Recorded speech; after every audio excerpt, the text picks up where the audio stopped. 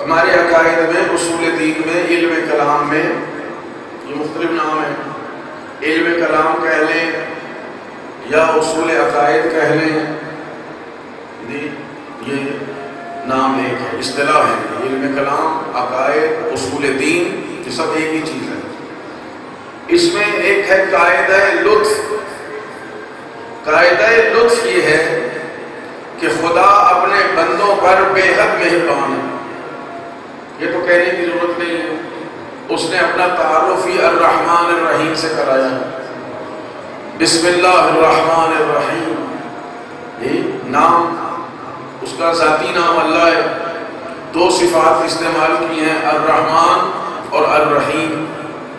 یہ دو ان بے شمار صفات میں سے کہ جہاں ہم اللہ کی صفات کو شمار ہی نہیں کر سکتے، دو صفتوں کو ذکر کیا ہے بسم اللہ میں بھی، اور پھر جب سورہ حمد کی تلاوت کرتے ہیں کہ الحمدللہ رب العالمین الرحمن الرحیم مالک یوم الدین، پھر رحمان اور رحیم آ جاتی ہے۔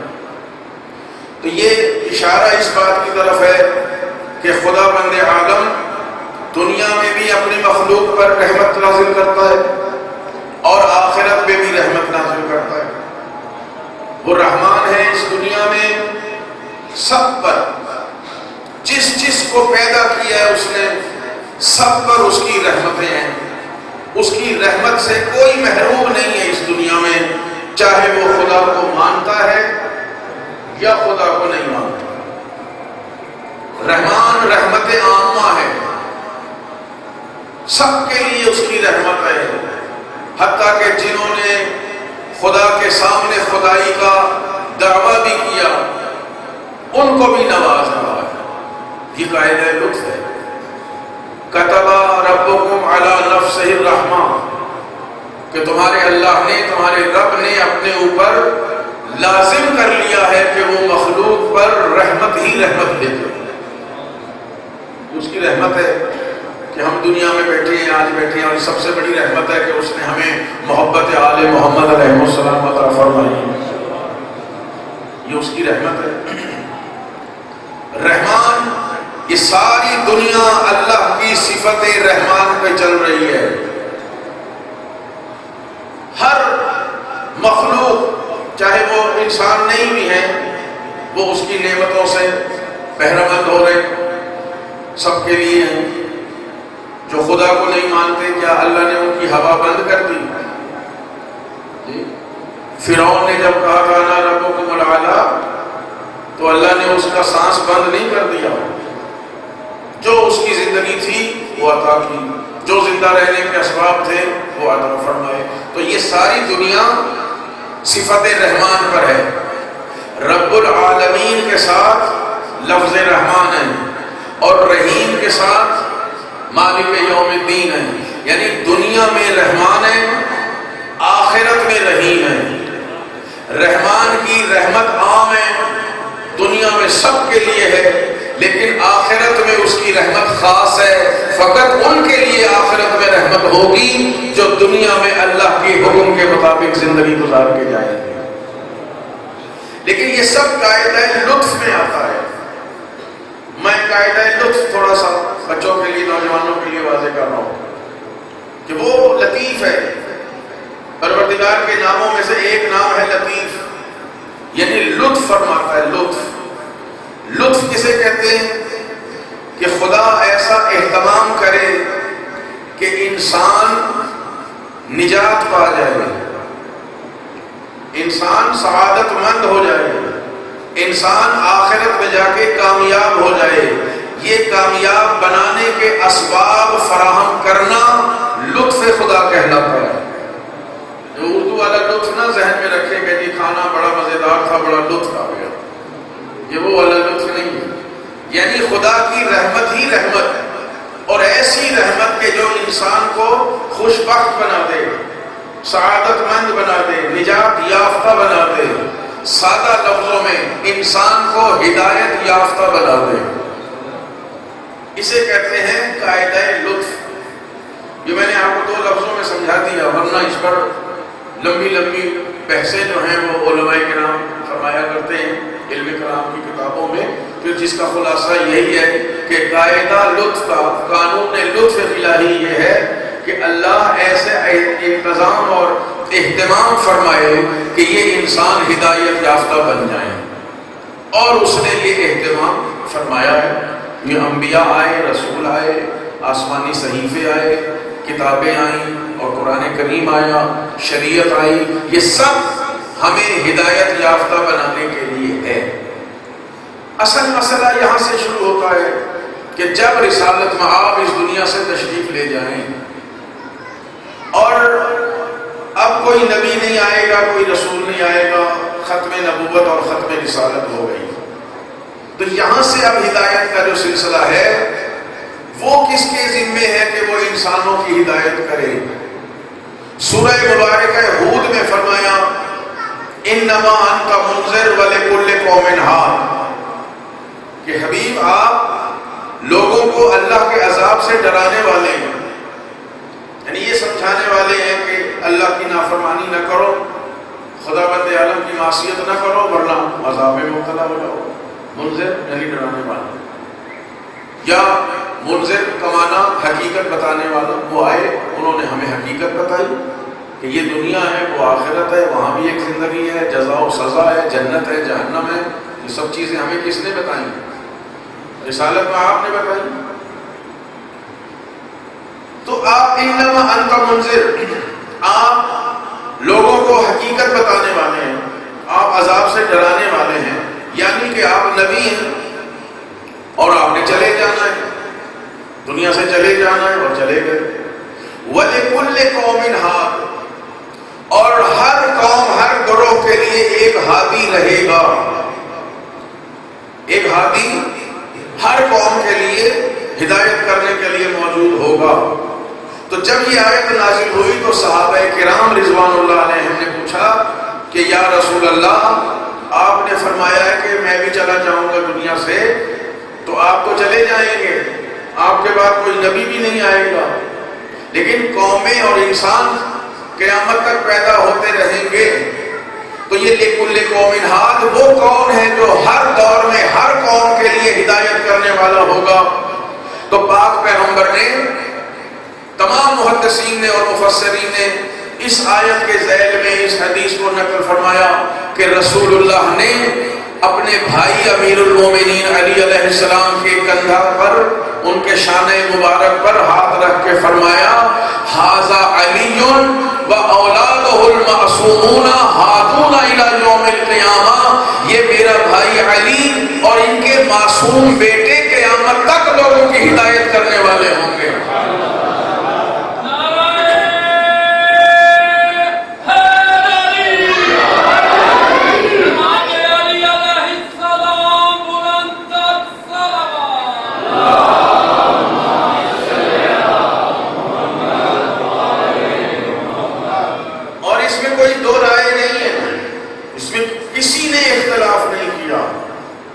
چاہے کسی بھی مکتبہ فکر سے علماء ہیں جنہوں نے تفاسیر لکھی ہیں، اور جب اس آیت پہ آتے ہیں تو سب نے اس کو نقل کیا ہے کہ سرکار دو عالم نے فرمایا علی اور ان کے معصوم بیٹے، معصوم کی قید ساتھ لگائی ہے، معصوم بیٹے قیامت تک کے لیے انسانوں کے ہادی اور رہنما ہیں۔ اور عزیزان محترم، سرکار دو عالم نے اپنے نبوت کے کام کو اس وقت تک شروع ہی نہیں کیا، سب سے اہم بات ہے یہ، اس وقت تک سرکار دو عالم نے اپنے کار رسالت کو، نبوت کے کام کو شروع ہی نہیں کیا جب تک یہ واضح نہیں کر دیا کہ میرے بعد اس امت کا ہادی اور رہنما کون ہوگا۔ سب سے پہلے آپ نے اس مسئلے کو اجاگر فرمایا اس کی اہمیت کی وجہ سے، رشتہ داری کی وجہ سے نہیں، اس وجہ سے نہیں کہ میرے بعد جو ہادی ہوگا وہ میرا بھائی ہوگا یا میرا داماد ہوگا یا میرے نواسے ہوں گے۔ اہمیت اتنی ہے کیونکہ یہ نبوت ایسی ہے سرکار دو عالم کی کہ ان کے بعد کسی نبی نے نہیں آنا۔ جی رسول آتے تھے اور وہ پیغام پہنچاتے تھے، وہ چلے جاتے تھے، اور پھر انبیاء آتے رہتے تھے، ایک سلسلہ انبیاء کا ہو، کئی سو کئی ہزار نبی آتے تھے اور وہ لوگوں کو اسی رسول کی شریعت پر چلاتے رہتے تھے۔ تو کہیں گمراہی ہو بھی گئی تو نبی نے آنا ہے، وہ ٹھیک کر دیں گے، وہ کر دیتے تھے، امت کو پھر راہ راست کی طرف لے آتے تھے۔ سارے انسان تو راہ راست پہ نہیں آتے نا، اس دن بھی نہیں آئے، آج بھی نہیں آئے، تو جتنے بھی آتے تھے جن کی بھی قسمت میں سنورنا تھا وہ سمجھ جاتے تھے، نبی اپنا فریضہ انجام دیتے تھے، چلے جاتے تھے۔ سب سے اہم مسئلہ ہے ختم نبوت کے بعد کہ ختم نبوت جب ہو جائے گی، اب کوئی نبی نہیں آئے گا، کوئی رسول نہیں آئے گا، تو انسانوں کو صراط مستقیم پر کاربند رکھنا ہے، انسانوں کو اپنے رب اور اپنے اللہ کی اطاعت کے دائرے میں رکھنا ہے، اس کا اہتمام کرنا ہے۔ اور رسول اللہ جانتے ہیں کہ میں نے کتنا عرصہ اس دنیا میں رہنا ہے، قیامت کب آئے گی یہ اللہ تعالیٰ جانتا ہے، انسان کتنے آئیں گے، کتنے گمراہ ہوں گے، کون کون گمراہ کرے گا، کیا کیا گمراہی کے اسباب ہوں گے۔ تو سب سے اہم مسئلہ یہ ہے کہ جب سرکار دو عالم تشریف لے جائیں اس کے بعد کیا ہوگا۔ لہذا رسول اللہ نے یہ نہیں ہے کہ لوگ یہ کہیں کہ جی رسول اللہ نے یہ مسئلہ چھوڑ دیا کہ بھئی جب میں چلا جاؤں گا پھر امت جس کو چاہے بنا لے۔ اس کا مطلب کیا ہے؟ دیکھیں نا، میں کہوں کہ جی میں تو مجلس پڑھ کے چلا جاؤں گا، اس کے بعد آپ کا جو جی چاہے کسی اور کو بٹھا دیں یہاں مجلس پڑھنے کے لیے، چاہے اپنے اپنے گھروں کو چلے جائیں۔ کار نبوت اس طرح کا نہیں ہے۔ رسول اللہ کی ذمہ داری ہے کہ جس پر رسالت ختم ہو رہی ہے، جس کے بعد کسی نبی نے نہیں آنا، ان کی ذمہ داری ہے کہ لوگوں کو اس طرح ہدایت کا نظام دے کر جائیں کہ قیامت تک کوئی یہ نہ کہے کہ ہم تو زمین پر آئے تھے مگر کوئی ہدایت کرنے والا ہی نہیں تھا۔ اللہ نے تو کائنات کو نہیں ایسے شروع کیا۔ اس دن میں نے عرض کیا تھا کہ پہلا ہادی اللہ نے زمین پر بھیجا ہے، پہلے فرد جو آئے وہ ہادی بن کے آئے جناب آدم، ہدایت لینے والے بعد میں آئے، ہدایت کرنے والا پہلے آیا۔ تو ضروری ہے کہ رسالت میں آپ بھی ایسا انتظام کریں کہ میرے بعد میرا دین اور میری شریعت اسی طرح محفوظ بھی رہے اور انسان ہدایت بھی پاتے رہیں۔ لہذا رسول اللہ نے اسلام کی دعوت بعد میں دی ہے، لوگوں کو کلمہ پڑھنے کی دعوت بعد میں دی، پہلے ان کے لیے واضح کر دیا کہ میں جب تک ہوں میں ہدایت کروں گا، اب میرے بعد کون ہدایت کرے گا، یہی بتانے کے لیے سرکار دو عالم نے دعوت ذو العشیرہ کا اہتمام کیا ہے۔ سارا عالم اسلام جانتا ہے، خدا کا حکم آیا ہے وانذر عشیرتک الاقربین، اپنے جو قریبی ہیں پہلے ان کو بتاؤ، ان کو عذاب خدا سے ڈراؤ، حقیقت ان کو بتاؤ کیا تم لے کر آئے ہو۔ بچہ اس چیز کو جانتا ہے، ہر مورخ نے اس کو نقل کیا ہے، ہر محدث نے اس کو نقل کیا ہے کہ خدا کا حکم آیا ہے وانذر عشیرتک الاقربین۔ اقربین اقرب کی جمع ہے، الف سے، عین والا اقرب نہیں، الف سے اقرب، کہ جو تمہارے قریبی ہیں پہلے ان کو بتاؤ۔ تو سرکار دو عالم نے اس حکم خدا کے آنے کے بعد ایک دعوت کا اہتمام کیا، اور وہ دعوت کہاں ہوئی؟ کسی اور کے گھر میں نہیں، خانہ کعبہ میں بھی نہیں، کسی اور رشتہ دار کے گھر نہیں، اسی گھر میں دعوت کا اہتمام کیا جس گھر میں رسالت آپ نے پرورش پائی تھی۔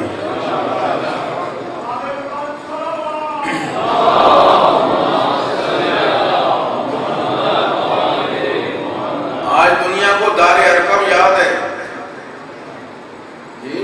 جہاں بعد میں چند لوگوں کو بلا کے کلمہ پڑھوایا گیا، دار ارقم یاد ہے، دار الندوہ یاد ہے، اور مکانات یاد ہیں، لیکن جس ابو طالب کے گھر میں رسالت مآب نے زندگی کے 40 سال گزارے ہیں، اس گھر کو کوئی یاد نہیں کرتا، مگر ہم یاد کرتے ہیں۔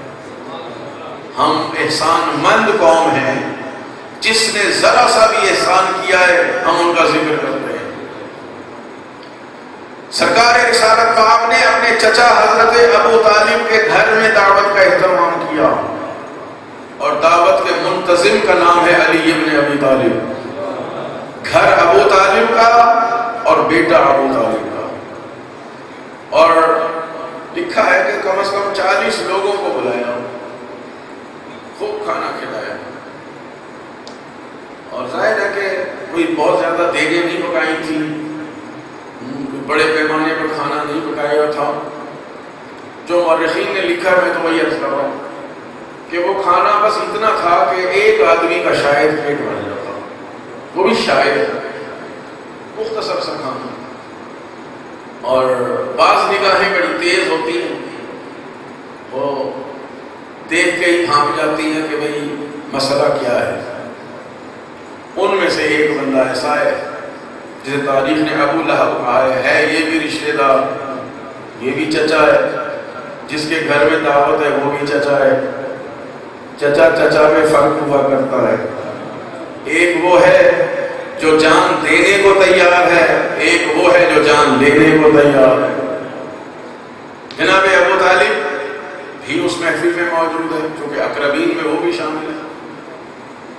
تو کھانا کھلایا، اور کھانا کھلانے کے بعد سرکار دو عالم کچھ کہنے کے لیے اٹھنے لگے، تو ابو لہب نے کہا کہ بھائی میرے بھتیجے کی بات نہ سننا، یہ تو جادوگر ہے۔ تم نے دیکھا نہیں، تھوڑا سا کھانا تھا، ہم سب کے پیٹ بھر گئے، کھانا پھر اسی طرح بچا پڑا۔ یہ جادوگر ہے، اس کی بات نہ سننا، اگر اس کی بات سن لی تو تمہاری بیویاں تم سے جدا ہو جائیں گی، یعنی نکاح ٹوٹ جائیں گے۔ اب عرب بیچارہ ہر چیز برداشت کرے، یہ کیسے برداشت کرے؟ یہ ابو لہب کا جملہ دنیا کو اتنا پسند آیا ہے کہ آج تک اس کو تسلیم کیے چلے جا رہے ہیں۔ تو نکاح نہ ٹوٹ جائیں، سارے اٹھ کے چلے گئے۔ بھائی ہم بیویوں کو کون جدا کرائے؟ توجہ چاہ رہا ہوں۔ سرکار دو عالم رحمت للعالمین نے جاتے ہوئے لوگوں سے فرمایا کل پھر آ جانا، کل پھر کھانا ملے گا۔ اللہ نے کہا حبیب ان کو کھلا، خوب کھلا، خوب کھلا، یہ صدیوں سے بھوکے ہیں، انہیں پتہ چل جائے کہ محمد کے دین میں کھانے کو ملتا ہے۔ کھلا ایک کو، کل آ جانا۔ کل وہ پھر آ گئے سارے۔ پھر ابو لہب نے اسی طرح دیکھا کہ کھانا تھوڑا سا ہے، پیٹ سب کے بھر گئے۔ پھر پیغمبر اسلام اٹھنے لگے، تو ابو لہب نے کہا میرے بھتیجے کی بات نہ سننا، یہ جادوگر ہے، پھر کوئی جادو کر دے گا، اور جادو سے ڈر کے پھر سب چلے گئے۔ سرکار دو عالم نے پھر فرمایا کل آ جانا، کل پھر کھانا کھانے کو ملے گا۔ یہ بات سب نے سن لی، حق کی بات کوئی نہیں سنتا، کھانے کی بات سب نے سن لی، چلے گئے۔ اگلے دن پھر آ گئے، سرکار دو عالم نے پھر دسترخوان سجایا، سب کو کھانا کھلایا، سب کے پیٹ بھر دیے۔ آج ادھر سرکار دو عالم اٹھنے لگے، ادھر سے ابو لہب اٹھنے لگا۔ جو شخصیت 2 دن سے برداشت کر رہی تھی، آج ابو طالب سے برداشت نہ ہوا۔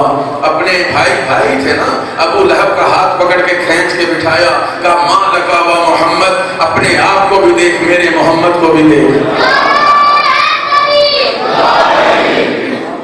بچے کو بات سمجھ میں آ رہی ہے؟ سرکار بھیجتے محمد آج محمد۔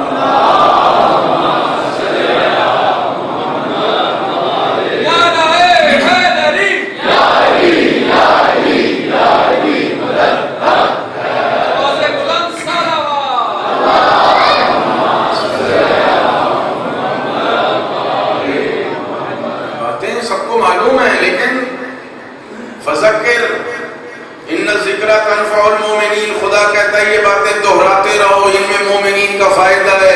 یہ جو بچے اب نئے شعور لے کر آ رہے ہیں، ان کی معلومات میں اضافہ ہوتا جائے، ان کے بچپن سے دماغ میں یہ باتیں بیٹھتی چلی جائیں۔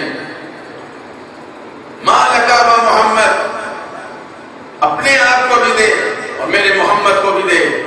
اور پھر لوگوں سے فرمایا 3 دن سے کھانا کھا رہے ہو، مگر میرے بھتیجے محمد مصطفیٰ کی بات نہیں سنتے۔ آج تم میں سے کوئی شخص اس وقت تک اپنی جگہ نہیں چھوڑے گا جب تک میرا محمد اپنی بات کو مکمل نہ کر لے۔ تاریخ کہتی ہے اب سب اس طرح بیٹھ گئے جیسے سروں پر پرندے بیٹھے، کوئی اپنی جگہ سے حرکت نہیں کر رہا۔ کیوں؟ سید البطحاء نے فرمایا کہ آج حرکت نہیں کرنی۔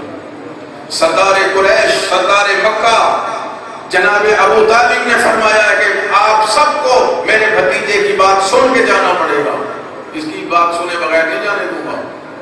اور پھر سرکار دو عالم کی طرف آپ نے جناب ابو طالب نے کہا قم یا سیدی و مولائی بلغ امر ربک، اٹھئے اے میرے سید اور اے میرے مولا، اپنے اللہ کا پیغام پہنچائیں۔ روئے زمین پر سب سے پہلے جس ذات نے محمد مصطفیٰ کو مولا کہا ہے وہ ابو طالب ہے۔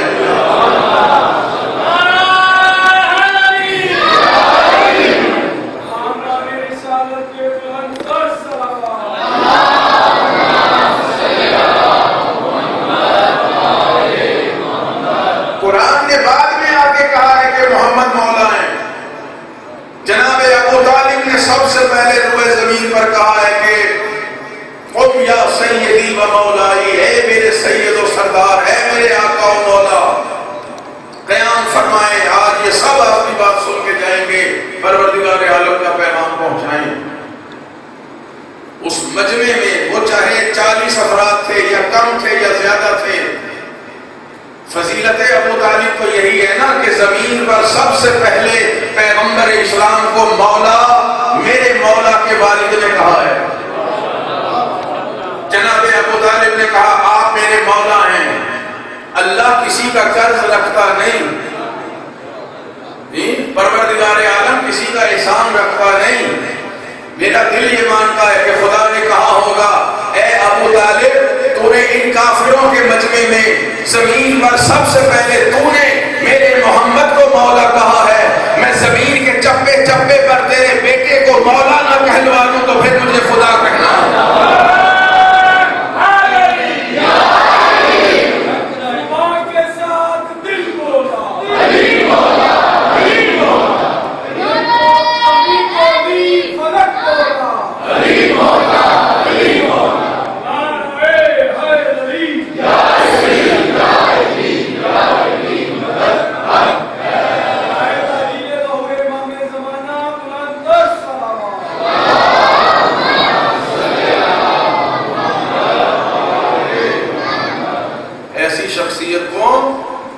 دنیا کہہ رہی ہے کہ جی کافر تھے،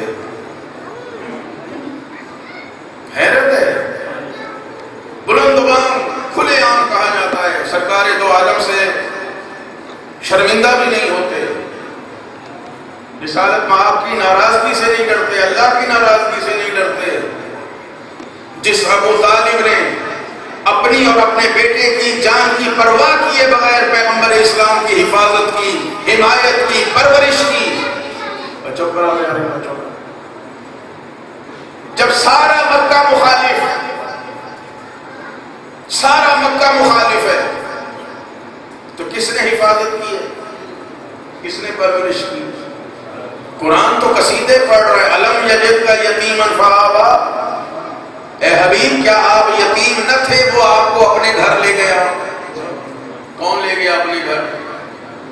پالنے والا اللہ ہے، بالکل اللہ ہے، رب العالمین ہے، اسی نے سب کو پالا ہے، وہی پال رہا ہے قیامت تک، صرف انسانوں کو نہیں، ہر مخلوق کو وہی پال رہا ہے، ذرے ذرے کا رب فقط پروردگار عالم ہے۔ لیکن کچھ اسباب ہوتے ہیں، ہمارا بچہ ہم خود اللہ نے پالا ہے لیکن پالنے کے لیے ماں باپ کو وسیلہ بنایا ہے۔ میں تو 2-3 دن سے یہی کہنا چلا رہا ہوں، خدا فرما رہا ہے الم یجدک یتیما فآویٰ، اے حبیب کیا تم یتیم نہ تھے؟ ترجمہ کر رہا ہوں صحیح، کیا اس نے تمہیں یتیم نہ پایا کہ وہ تمہیں اپنے گھر لے گیا؟ کون لے گیا اپنے گھر؟ ایک رات سرکار رسالت میں آپ نے خانہ کعبہ میں نہیں گزاری، دادا کی رحلت کے بعد جناب ابو طالب کی آغوش میں آئے اور کس طرح پالا ہے؟ اپنے بچوں کی پرواہ نہیں ہے، اپنے بچوں کی فکر نہیں ہے۔ راوی کہتے ہیں، مورخین لکھتے ہیں کہ کسی نے پورے مکے میں لوگوں نے یہ تو دیکھا ہے کہ ابو طالب کے بچوں کے جسم پر مثلاً کپڑے ویسے نہیں ہیں جیسے ہونے چاہیے۔ یہ جو تاریخ دان لکھ رہے ہیں وہ عرض کر رہا ہوں، یہ تو ہوا ہے کہ ابو طالب کے اپنے بچوں کے لیے کھانا کم پڑ گیا، مگر یہ نہیں دیکھا گیا کہ محمد مصطفیٰ کے لیے کبھی کھانا کم پڑا ہو یا محمد مصطفیٰ کے بہترین کپڑے نہ ہوں۔ وہ ابو طالب ہیں جنہوں نے پیغمبر اسلام کو یتیمی کا احساس نہیں ہونے دیا۔ اسے کہہ رہے تھے یہ کافر تھے، اچھا یہ کافر تھے، اور جو جان لینے کے در پہ تھے وہ کون تھے؟ جو گھر سے نکلے تلوار لے کے کہ آج محمد کو قتل کر دیں گے، بعد میں آئیڈیا چینج ہو گیا۔ ابو طالب کافر جس نے اپنا سب کچھ قربان کرنے کا عہد کر رکھا۔ 3 سال شیب ابی طالب میں کس نے سرکار دو عالم کی حفاظت کی ہے؟ ہر رات 3 سال میں 365 راتیں آتی ہیں، ہر رات سرکار ابو طالب علیہ السلام پیغمبر اسلام کا بستر تبدیل کرتے تھے۔ جناب رسالت مآب کو اٹھا کے علی کے بستر پر، علی کو اٹھا کے رسالت مآب کے بستر پر، تاکہ اگر کوئی بدبخت رات کو حملہ کرے تو میرا بیٹا قتل ہو جائے مگر شمس رسالت پہ آنچ نہ آنے پائے۔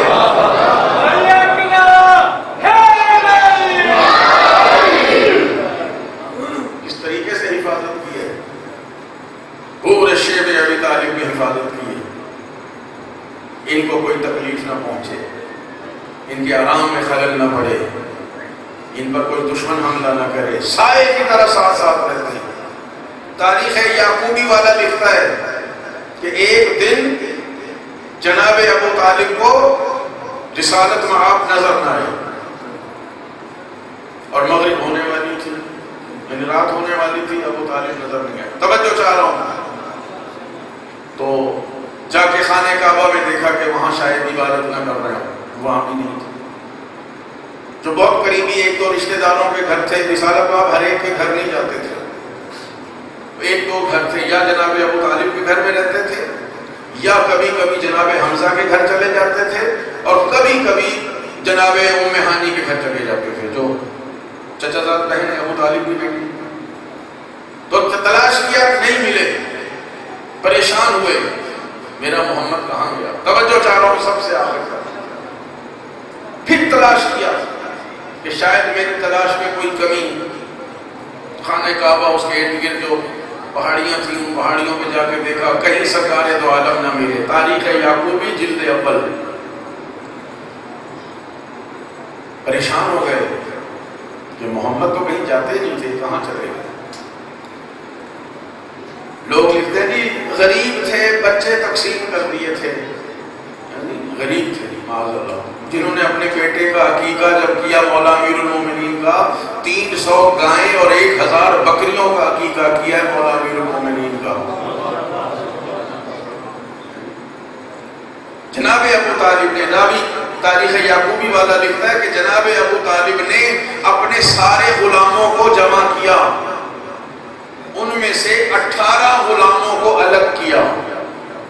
اب ظاہر زیادہ غلام تھے، ان میں 18 غلام الگ کیے۔ جو اتنے غلاموں کو کھانا کھلا رہے ہیں وہ اپنے بیٹوں کو کھانا نہیں کھلا سکتے۔